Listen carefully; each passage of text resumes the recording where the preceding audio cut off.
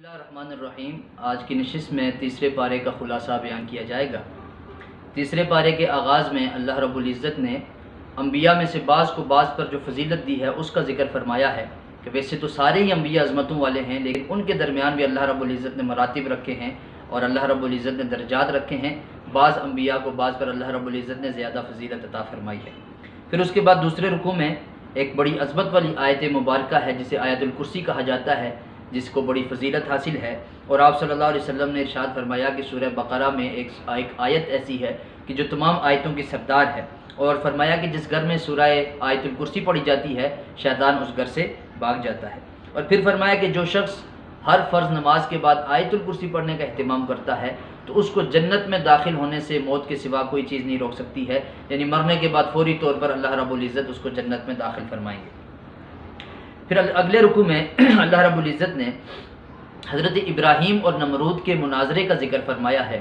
کہ جب حضرت ابراہیم علیہ السلام نے نمرود کو دعوت دی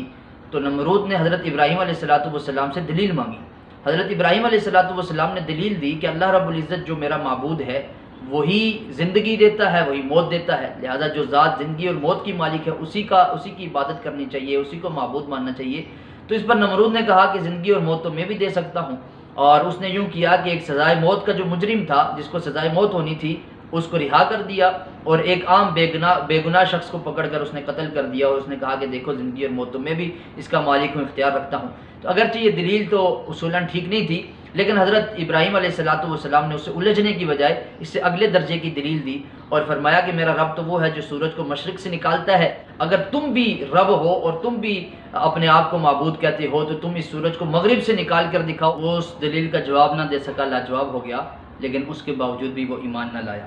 پھر اسی رکوع میں اللہ رب العزت نے حضرت عزیر علیہ السلام کا واقعہ ذکر فرمایا ہے کہ اللہ رب العزت نے 100 سال تک حضرت عزیر علیہ السلام کو سلائے رکھا، اور پھر جب ان کو اٹھایا تو ان کا کھانا اسی طرح تر و تازہ تھا، اور لیکن ان کا جو گدھا تھا وہ بالکل گل سڑ چکا تھا اور ختم ہو چکا تھا۔ تو اللہ رب العزت کے حکم سے اس گلے اور سڑے ہوئے گدھے پر اللہ رب العزت نے اس کی ہڈیوں کو جمع کیا، اس کے گوشت کو جمع کیا، اور وہ گدھا بالکل صحیح سالم ہو کر حضرت عزیر علیہ السلام کے سامنے کھڑا ہو گیا، اور جو اللہ رب العزت نے اپنی قدرت کا ان کو مشاہدہ کروایا۔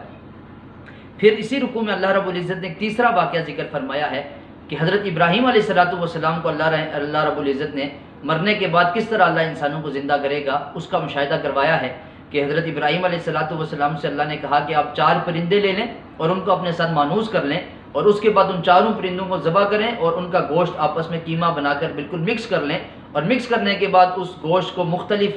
4 حصوں میں تقسیم کر کے 4 پہاڑوں پر رکھ دیں۔ اس کے بعد آپ ان پرندوں کا نام لے کر ان کو بلائیں تو وہ آپ کی طرف آ جائیں گے۔ حضرت ابراہیم علیہ السلام نے ایسے ہی کیا، اور 4 مختلف جگہوں پر ان کا گوشت جو آپس میں بالکل مکس کر رکھا تھا وہ اللہ رب العزت کے حکم سے جب حضرت ابراہیم علیہ السلام نے ان کو بلایا تو وہ پرندے بالکل صحیح سالم ٹھیک ہو کر حضرت ابراہیم علیہ السلام کی طرف آ گئے، اور اللہ رب العزت نے ان کے اندر روح پیدا فرما دی، ان کو زندہ فرما دیا۔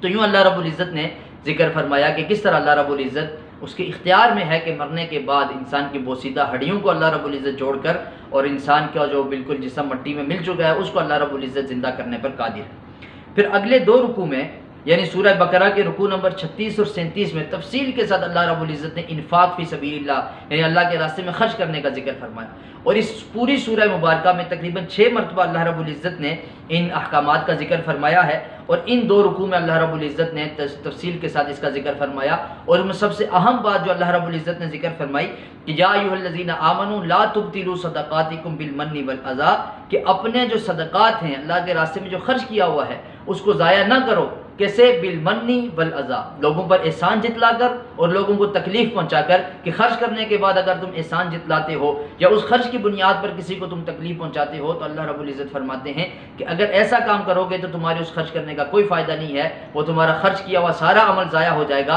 اگر تم اس کو محفوظ رکھنا چاہتے ہو تو پھر اس کو خرچ کرنے کے بعد کسی کو تکلیف نہ پہنچاؤ۔ پھر اللہ رب العزت نے سورہ بقرہ کے رکوع نمبر 38 میں سود کی حرمت کا ذکر فرمایا ہے، اور اس کے احکامات اللہ رب العزت نے بیان فرمائے کہ سود کو اللہ رب العزت نے حرام قرار دیا ہے،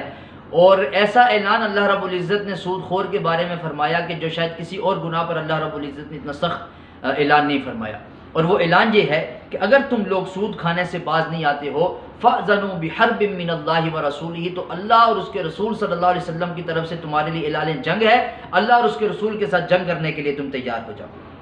اور شب معراج میں آپ صلی اللہ علیہ وسلم نے کچھ لوگوں کو دیکھا کہ ان کے پیٹ مٹکے کی صورت میں موٹے ہوئے تھے اور ان کے اندر سے سانپ اور بچھو وہ باہر سے نظر آ رہے تھے ان کی جلد کے اندر۔ تو فرمایا کہ پوچھا گیا یہ کون لوگ ہیں؟ تو حضرت جبریل علیہ السلام نے فرمایا کہ یہ آپ کی امت کے سود خور ہیں، ان کو یہ عذاب دیا جا رہا تھا۔ پھر اللہ رب العزت نے ادار لین دین کے احکامات ذکر فرمائے کہ بہتر یہ ہے کہ جب تم ادار کسی کے ساتھ لین دین کرو تو اس کو آپس میں لکھ لیا کرو، تحریر کر لیا کرو، تاکہ بعد میں کسی قسم کی لڑائی کا ذریعہ اور سبب نہ بنے۔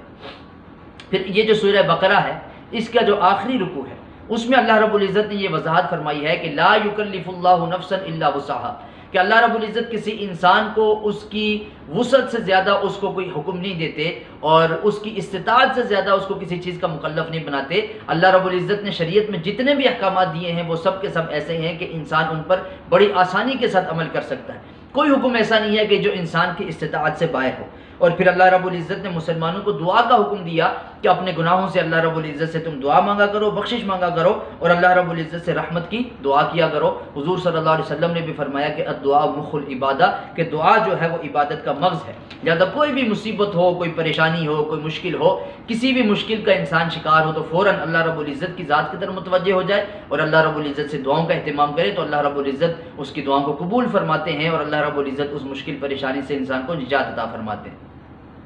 یہ سورہ بقرہ کا اختتام تھا۔ آگے سورہ آل عمران شروع ہو رہی ہے اور اس سورہ مبارکہ کے چوتھے رکوع میں آل عمران کا ذکر ہے، یعنی حضرت عمران کے خاندان کا ذکر ہے۔ عمران حضرت مریم علیہ السلام کے والد کا نام تھا، تو آل عمران کا مطلب حضرت عمران کا خاندان، تو ان کے چونکہ خاندان کا آل عمران کا لفظ آیا، آل عمران کا ذکر ہے، اس وجہ سے اس سورہ مبارکہ کو سورہ آل عمران کہا جاتا ہے۔ اس سورہ مبارکہ کے جو ابتدائی 80 آیات مبارکہ ہیں ان میں اللہ رب العزت نے یہ تقریباً 7 رکوع بنتے ہیں۔ نجران سے ایک عیسائیوں کا وفد حضور صلی اللہ علیہ وسلم کے پاس آیا تھا سن 9 ہجری میں، اور اس وفد نے حضور صلی اللہ علیہ وسلم سے حضرت عیسیٰ علیہ السلام کے بارے میں طرح طرح کے سوالات کیے اور اسلام پر اعتراضات بھی کیے اور حضرت عیسیٰ علیہ السلام کو اللہ کا بیٹا ثابت کرنے کی کوشش کی اور اس پر انہوں نے مختلف دلائل دی۔ تو یہ جو تقریباً 80 آیات اور 7 رکوع ہیں ان میں اللہ رب العزت نے ان کے سوالات کے جوابات دیے اور حضرت عیسیٰ علیہ السلام کے ساتھ جو عیسائیوں کا عقیدہ ہے حضرت عیسیٰ کے بارے میں اور ان کی جو سوچ فکر اور جو نظریہ حضرت عیسیٰ علیہ السلام کے بارے میں اللہ رب العزت نے ان نظریات کی تردید فرمائی ہے دلائل کے ساتھ۔ اور اسی طرح یہ جو ابتدائی 80 آیات ہیں ان میں اللہ رب العزت نے 3 سبق آموز واقعات بھی ذکر فرمائے ہیں۔ پہلا واقعہ حضرت مریم علیہ السلام کی پیدائش کا ہے کہ حضرت مریم کے والد کا نام عمران تھا اور والدہ کا نام حنا تھا اور ان کی کوئی اولاد نہیں تھی، تو انہوں نے ایک دن حضرت عمران کی جو بیوی تھیں انہوں نے اللہ رب العزت سے دعا کی حضرت مریم کی والدہ نے کہ اگر اللہ رب العزت ان کو اولاد عطا فرمائے تو اس کو بیت المقدس کی خدمت کے لیے وقف کر دیں گی۔ چنانچہ اللہ رب العزت نے ان کی دعا قبول فرمائی اور حضرت مریم کی صورت میں اللہ رب العزت نے ان کو بیٹی عطا فرمائی جس کو انہوں نے بیت المقدس کی خدمت کے لیے وقف کر دیا، اور یوں حضرت مریم علیہ السلام حضرت زکریا علیہ السلام جو اس وقت کے پیغمبر اور رسول تھے ان کی کفالت میں آ گئیں۔ تو یہ پہلا واقعہ ہے حضرت مریم کی پیدائش کا جو بظاہر ان کو امید نہیں تھی، لیکن اللہ رب العزت سے دعا کی تو اللہ رب العزت نے انہیں اولاد عطا فرمائی۔ دوسرا واقعہ حضرت زکریا علیہ السلام کے بیٹے حضرت یحییٰ علیہ السلام کی ولادت کا ہے